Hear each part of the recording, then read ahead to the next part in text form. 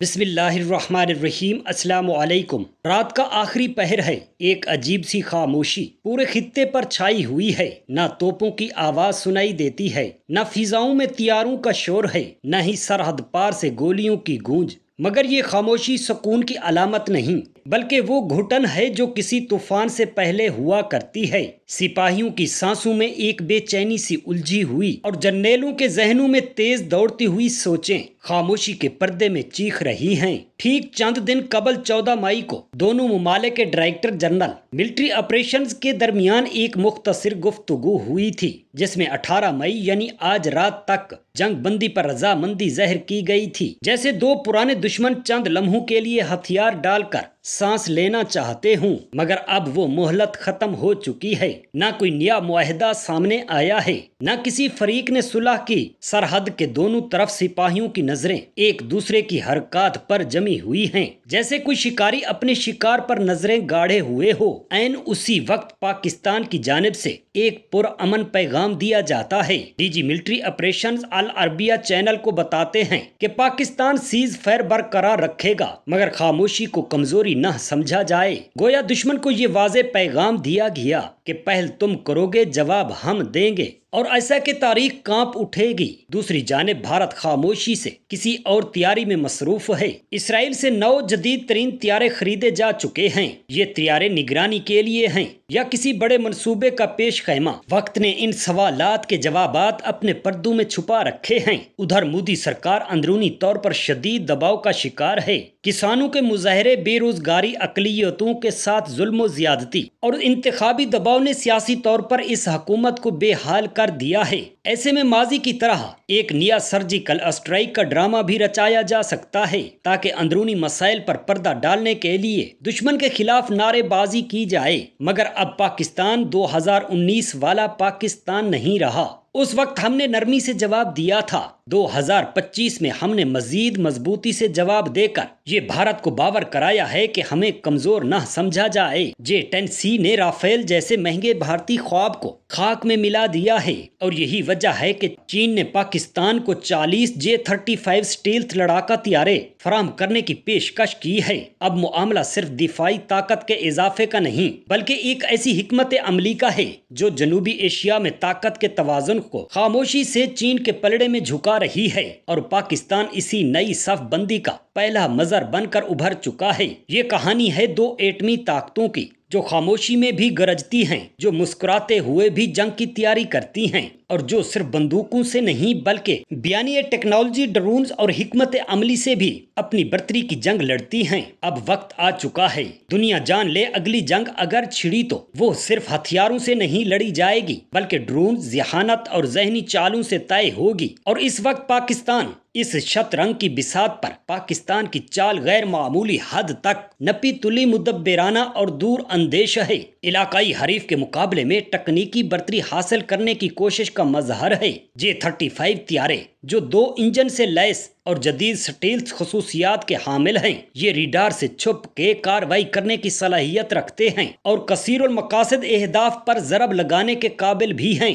ان کی شمولیت سے پاکستانی فضائیہ کو نہ صرف پرانے F-16 اور میراج طیاروں سے نجات ملے گی، بلکہ ایک نئی فضائی حکمت عملی وضع کرنے کا موقع بھی ملے گا، جس میں ملک کے دفاع کے ساتھ ساتھ دشمن کے اندر گہرائی میں جا کر آپریشن کرنا بھی ممکن ہو جائے گا۔ لیکن اس معاہدے کا سب سے دلچسپ پہلو اس کا وقت ہے جب پاکستان شدید اقتصادی دباؤ، IMF کے ساتھ شرائط، غیر ملکی قرضوں میں جکڑا ہوا ہے۔ ایسے میں اربوں ڈالر کے معاہدے کئی سوالات کو بھی جنم دیتا ہے۔ کیا ترجیحات دفاعی اعتبار سے زیادہ اب سمجھی جا رہی ہیں، یا یہ چینی سرمایہ کاری کا ایک پہلو ہے جو سی پیک کے بعد دفاعی میدان میں بھی اپنا دائرہ وسیع کرتا جا رہا ہے؟ بعض مبصرین اسے پاکستان کو چینی دفاعی حلقے میں مزید مضبوطی سے باندھنے کی حکمت عملی سمجھتے ہیں۔ اس ڈیل کے اعلان نے بھارت میں جو تشویش پیدا کی ہے، بھارتی فضائیہ اب بھی اپنے 5ویں نسل کے طیارے EMCE کی ابتدائی مراحل کے اندر موجود ہے۔ اس سے پہلے پاکستان کو J-35 جیسا جدید طیارہ ملنا دلی کے لیے خطرے کی گھنٹی ہے۔ اگرچہ بھارت کے پاس عددی برتری حاصل ہے، لیکن ٹیکنالوجی کی یہ دوڑ آئندہ چند برسوں میں خطے میں عسکری رسا کشی کو مزید پیچیدہ کر دے گی، اور اس معاہدے کا ایک پیچیدہ جو زاویہ ہے وہ یہ ہے کہ J-35 چین کا وہ طیارہ ہے جو اصل میں امریکی طیارہ بردار بحری بیڑوں سے نمٹنے کے لیے تیار کیا گیا تھا۔ ایسے میں اگر یہ پاکستان کو ٹیکنالوجی منتقل ہوتی ہے تو یہ بیجنگ کے اس اعتماد کی علامت ہے کہ اسلام آباد نہ صرف اس ٹیکنالوجی کو محفوظ رکھے گا بلکہ خطے میں چینی مفادات کا دفاع بھی کرے گا۔ یوں یہ سودا صرف ایک ہتھیاروں کی خریداری کا نہیں بلکہ اس میں سفارتکاری، معیشت، ٹیکنالوجی اور خطے کی جو سمت ہے اس کے تمام رنگ موجود ہیں۔ یہ ایک نئی عسکری اور جغرافیائی بیانیے کا آغاز ہو چکا ہے، ایک ایسا بیانیہ ہے جس میں پاکستان چین کے کندھے سے کندھا ملا کر نہ صرف اپنا دفاع مضبوط کرتا جا رہا ہے بلکہ خطے کے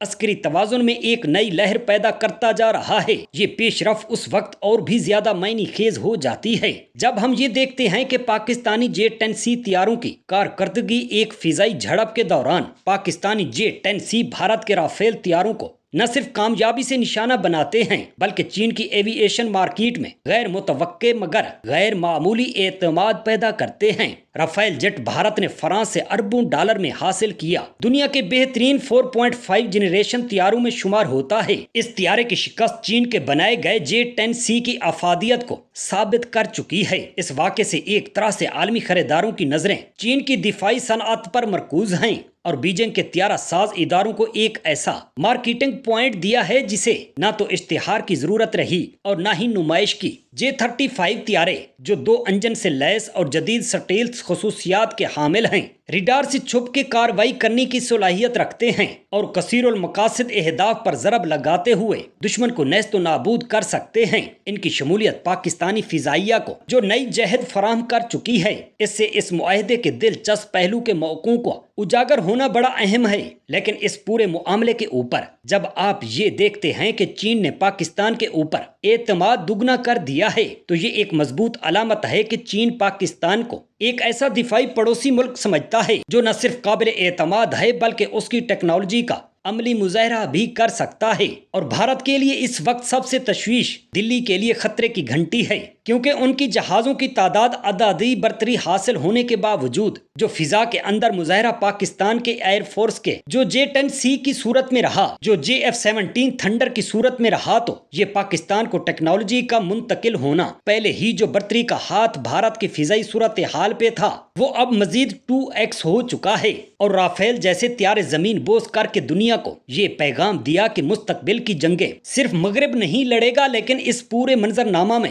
ہمیں یہ معلوم کرنا پڑے گا کچھ ہو رہا ہے۔ اس کے پیچھے پاکستان اپنی دفاعی محاذ کے اوپر ریلیکس کے موڈ میں نہیں چلا گیا کہ ہم جیت گئے۔ اب یہ دیکھیے کہ آج سے 4 دن پہلے پاکستان اور بھارت کے ڈائریکٹر جنرل ملٹری آپریشنز کے درمیان جو 14 مئی کو اہم گفتگو ہوئی تھی، دونوں ممالک نے لائن آف کنٹرول پر جاری سیز فائر معاہدے کو 18 مئی تک توسیع دینے پر اتفاق کیا تھا، یعنی آج کے دن تک۔ آپ یہ دیکھیے کہ رات گزر گئی، دن اگلا چڑھ آیا جب دونوں ہمسائے جوہری طاقتیں اور حالی ہفتوں میں کشیدگی میں کمی کے اشارے بھی دے رہی تھی، تو یہ توسیع اس وقت سمجھی جا رہی تھی نہ صرف انسانی بنیادوں پر خوش آئند ہے بلکہ سفارتی سطح پر ایک سنجیدہ پیش رفت۔ یہ سیز فائر توسیع نہ صرف سرحدی علاقوں میں رہنے والے شہریوں کے لیے لمحہ سکون تھا بلکہ عسکری قیادت کی اس سوچ کا مظہر بھی تھا کہ تنازع کو محدود رکھنا اور رابطے کے دروازے کھلے رکھنا دونوں ممالک کے مفاد پر۔ لیکن یہ وقتی فیصلہ اگرچہ مثبت تھا مگر اس کی اصل اہمیت اس وقت واضح ہونا تھی